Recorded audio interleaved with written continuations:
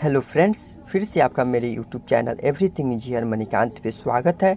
और मैं मणिकांत आज आप लोगों को पास्ट टेंस के बारे में बताने जा रहा हूँ। सबसे पहले हम लोग सिंपल पास्ट टेंस के बारे में पढ़ाई करेंगे। इससे पहले मैं आप लोगों को ये बता देना चाहता हूँ कि पिछले वीडियोज़ में मैंने प्रेजेंट टेंस के सभी types, it means 4 types, simple present tense, present continuous tense, present perfect tense और प्रेजेंट परफेक्ट कंटिन्यूअस टेंस को पूरे डिटेल में बताया हुआ है। और मैं उम्मीद करता हूं कि आपको अपना कॉन्सेप्ट क्लियर हो चुका होगा। तो आइए अब इस वीडियोज में हम लोग सिंपल पास्ट टेंस के बारे में पढ़ाई करते हैं। तो सिंपल पास्ट टेंस को समझने से पहले हम लोगों को ये ध्यान में रखना होगा कि हम लोग कैसे समझेंगे कि ये जो सेंटेंस है वो सिंपल पास्ट टेंस का ही है, क्योंकि जब तक हम समझेंगे नहीं तब तक उसको ट्रांसलेट कैसे करेंगे। तो आइए हम देखते हैं।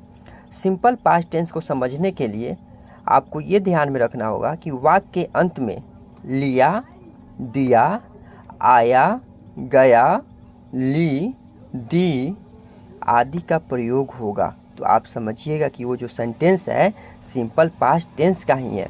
तो आइए इसके कुछ एग्जांपल्स हैं, हम लोग उसको देखते हैं। जैसे राम आया, वह गया, उसने किताब पढ़ा, सीता पटना गई, मैंने कहा, तुमने गाना गाया, वह मेरे पास आया, राम ने मुझे एक पुस्तक दी, मोहन पटना गया इत्यादि जैसा शब्द आपको मिलेगा।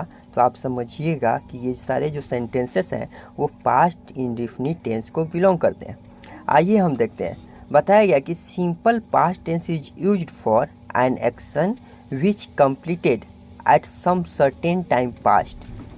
As example, he went to Mumbai yesterday, he read a book, she came to see me last। तो अब हम लोग ये समझ चुके हैं कि सिंपल टेंस का इम्पोर्टेंस क्या है और अब इसके सेंटेंस को हम लोग कैसे पहचानते हैं। तो ये सब चीज़ हम लोग समझ गए हैं।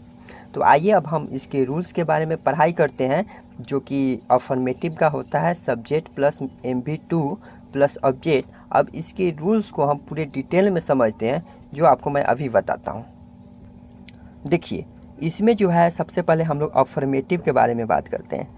अफर्मेटिव को समझना हमको थोड़ा सा डिफ़िकल्ट होता है, लेकिन इसको यदि हम सही से समझ जाते हैं तो हम अफर्मेटिव, निगेटिव, इंट्रोगेटिव ये सारे सेंटेंसेस को आसानी से सॉल्व कर सकते हैं और ट्रांसलेट कर सकते हैं। तो अफर्मेटिव का मतलब ये होता है कि इसमें ना का प्रयोग नहीं होगा और ना ही किसी प्रकार का क्वेश्चन होगा, यानी कि सिंपल सेंटेंस जो है वो अफर्मेटिव होता है। जैसे मैंने खाया, सीता गई, मैं स्कूल गया, वह मेरे पास आया, उसने एक पत्र लिखा।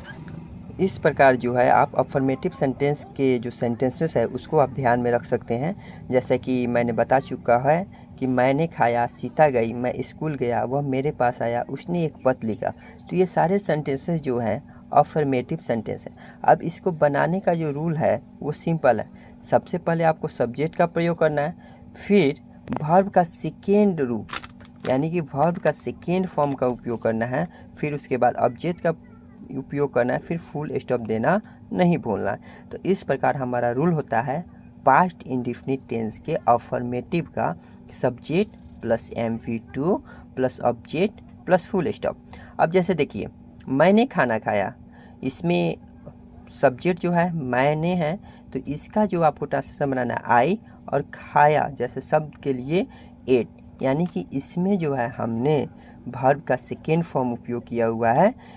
तो इस प्रकार हमारा ये ट्रांसलेट होता है मैंने खाया, आई एट, सीता गई, सीता वेंट, मैं स्कूल गया, आई वेंट टू स्कूल, वह मेरे पास आया, ही केम टू मी, उसने एक पत्र लिखा, he wrote a letter.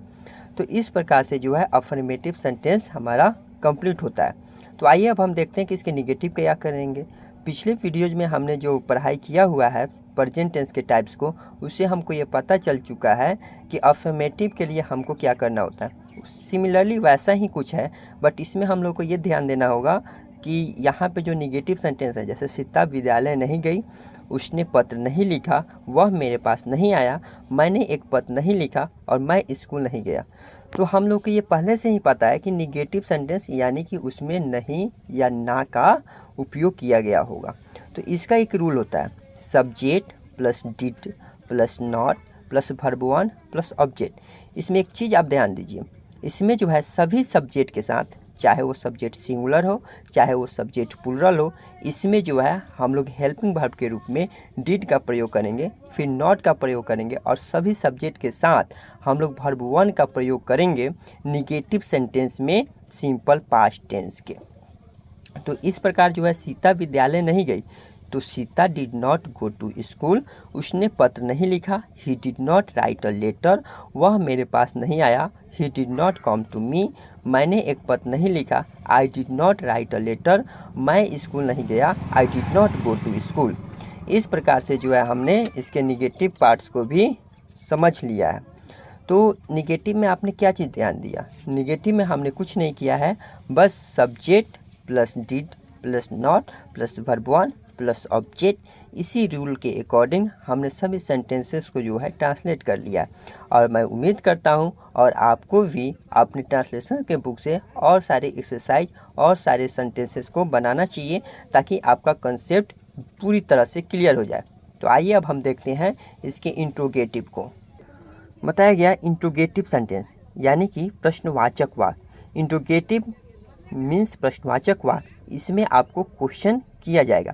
Even आपको क्वेश्चन येस और नो में देना है या पूरे सेंटेंस में देना है, ये आप पहले से जान चुके हैं और आपके ये क्वेश्चन पूछने के सेंटेंस पर बिलोंग करता है। यदि आपका सेंटेंस क्या तुमने कहा WH क्वेश्चन वर्ड से शुरू नहीं होता है, इसमें सबसे पहले क्या करना होता है आप उसको ध्यान दीजिए। यदि आप इस सेंटेंस को सोल्व करना चाहते हैं, इट मीन्स यानी कि आप ट्रांसलेट करना चाहते हैं, तो आप इसको ध्यान दीजिए। इंट्रोगेटिव सेंटेंस में आपको ये ध्यान देना होगा कि सबसे पहले जो है आप इन सारे सेंटेंस को ध्यान से देखिए। सेंटेंसेस है क्या तुमने कहा, तुमने क्या कहा, क्या वह बाजार गई, वह क्यों बाजार गई। तो इन सारे सेंटेंस को जो मैंने अभी बताया है कि क्या तुमने कहा, तुमने क्या कहा, क्या वह बाजार गई, वह क्यों बाजार गई, ये सारे सेंटेंसेस जो है इंट्रोगेटिव सेंटेंस हैं। अब इसमें कुछ ऐसे सेंटेंस हैं जो इंट्रोगेटिव फर्स्ट के हैं।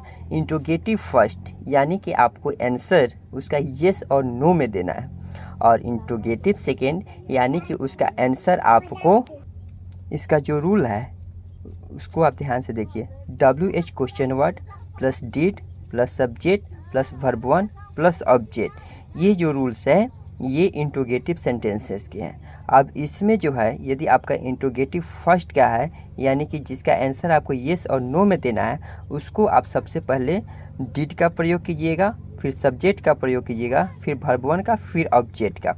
और आप यदि आपको सेंटेंसेस मिलता है WH क्वेश्चन वर्ड पहले वाला, यानी कि आपको यदि सेंटेंसेस जो मिलता है इंट्रोगेटिव सेकेंड का मिलता है, उसका आंसर आपको WH क्वेश्चन वर्ड फिर डिड फिर सब्जेक्ट फिर वर्ब वन फिर ऑब्जेक्ट का प्रयोग कीजिएगा, और क्वेश्चन मार्क देना आप नहीं भूलिए, क्योंकि इंट्रोगेटिव सेंटेंसेस में जो है क्वेश्चन मार्क देना कंपलसरी है, आपको क्वेश्चन मार्क देना ही देना है। तो आइए इसको देखते हैं। क्या तुमने कहा, डिड यू से, इसका आंसर आपको येस और नो में देना है। तुमने क्या कहा, व्हाट डिड यू से। क्या वह बाजार गई, did she go to market, वह क्यों बाजार गई, why did she go to market. अब इसका निगेटिव देख लीजिए आप। क्या तुमने नहीं कहा, डिड यू नॉट से, तुमने क्या नहीं कहा, व्हाट डिड यू नॉट से।